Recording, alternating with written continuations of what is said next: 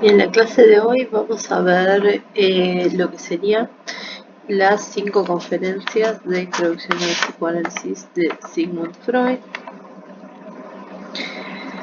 Bien,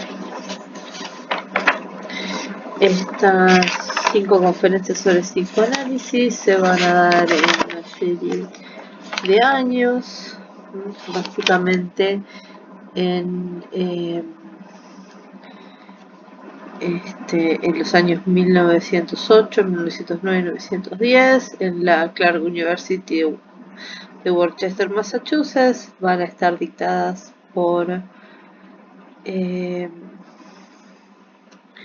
Sigmund Freud, y también va a estar invitado a estas conferencias Carl Jung por el doctor Stanley Hall. Bien. En la conferencia 1, Freud básicamente se va a dedicar a hablar de lo que sería la historia, la génesis y el desarrollo del psicoanálisis, cómo se inició la técnica y los aportes de Joseph Breuer. Bien, en lo que va a comentar Freud es que quien aplica por primera vez el procedimiento que se utiliza para el psicoanálisis es Joseph Breuer, con una muchacha que está afectada con histeria. Esto es entre los años 1880 y 1882. El historial clínico y terapéutico va a estar detallado después en estudios sobre la histeria, una publicación que hacen tanto Breuer y Freud en el año 1985. Una característica interesante para toda esta, para la conferencia, que muchas de las personas que estaban asistiendo a esta conferencia no pertenecían a la medicina, sino que provenían de otras disciplinas. Eso es interesante para tenerlo en cuanto a la idea de que el psicoanálisis se desprende un poco de la formación médica. Bien, esta paciente que tiene Joseph Breuer es lo que hoy se conoce, o lo que se conoció de forma famosa como el caso de Anna Auger, una muchacha de unos 21 años, que era intelectualmente muy dotada. Esta enfermedad duró por 2 años y sufrió una serie de perturbaciones corporales, o sea, una serie de síntomas. Lo que se veía es una parálisis con rigidez de las dos extremidades del lado derecho, perturbaciones en los movimientos oculares, deficiencias en la visión, dificultad para sostener la cabeza, asco frente a los alimentos, incapacidad de beber líquidos a pesar de sentir una sed martirizadora, disminución en la capacidad de habla, estados de ausencia, confusión y delirio, y alteración de la personalidad. Bien. Ahora, lo primero que frente a síntomas por el estilo, generalmente si la persona acude a un médico en esta época, a la conclusión a la que se llegaba, o sea, si solamente viendo los síntomas se podía pensar que la persona sufrió una afección grave, probablemente cerebral, y y como que el pronóstico que se establecía por lo general era que había pocas posibilidades de que la persona se recupere, y probablemente también otro de los pronósticos sería una muerte temprana. Bien, ahora, el tema es que cuando se hace una indagación objetiva o sea, cuando se empieza a examinar a la muchacha, se observa que a nivel orgánico se encuentra bien, o sea que no se encuentra una posible causa orgánica a todas estas alteraciones. Entonces, por lo general, lo que sucede es que la enfermedad es categorizada como histeria. ¿M?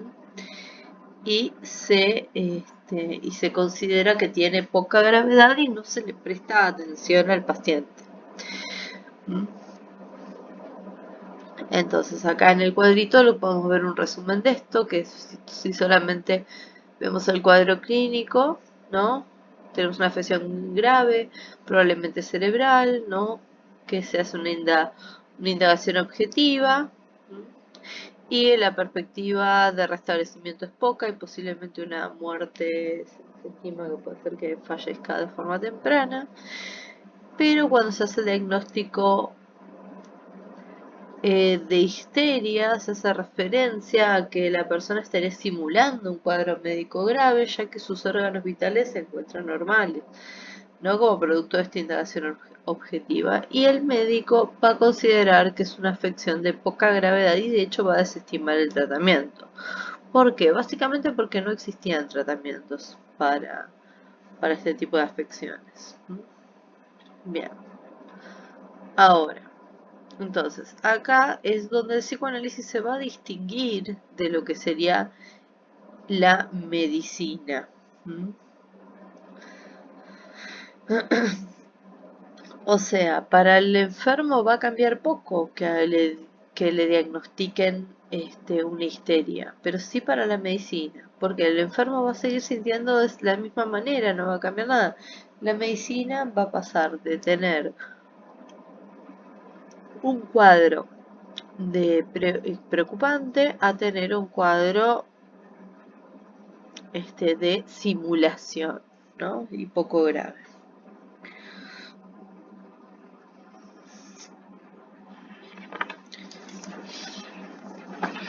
Bien.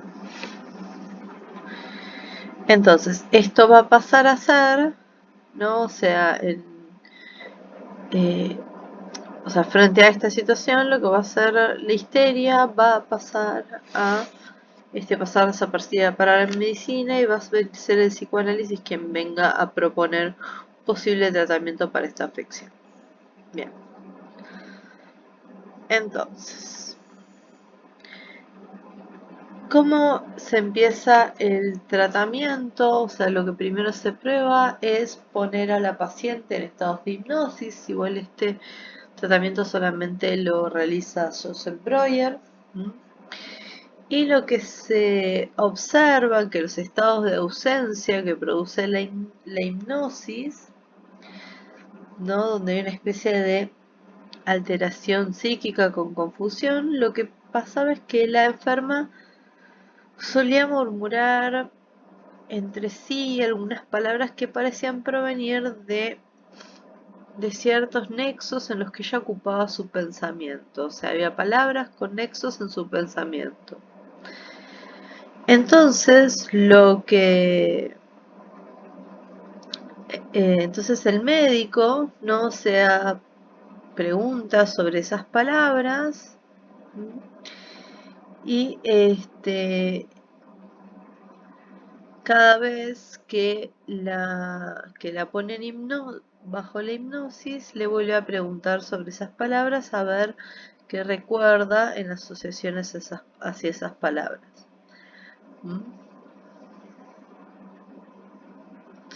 Entonces, y luego lo que sucede es que cada vez que la enferma empieza a retomar eso, cada vez que la reproducía ante el médico, esas creaciones psíquicas,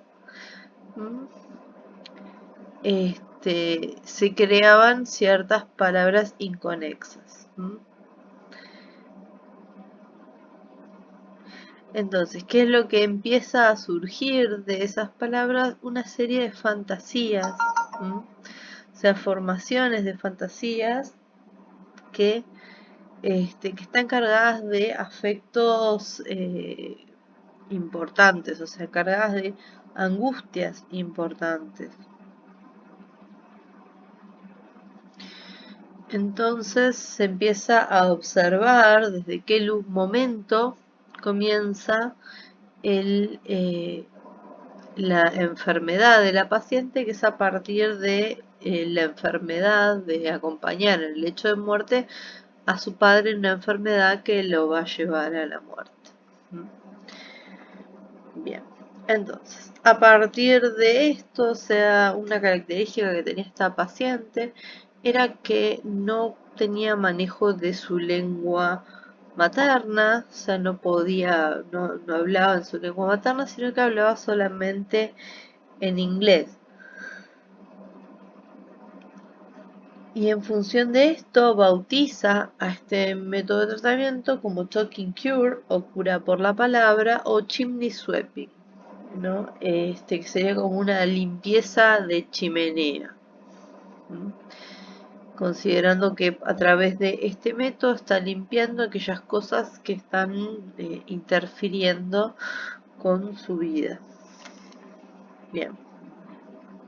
Entonces después va a presentar la paciente una serie de alteraciones, una serie de síntomas, por ejemplo, una dificultad para beber, que es consecuencia de que un día estando en su habitación ve como el perro bebe del vaso de una empleada.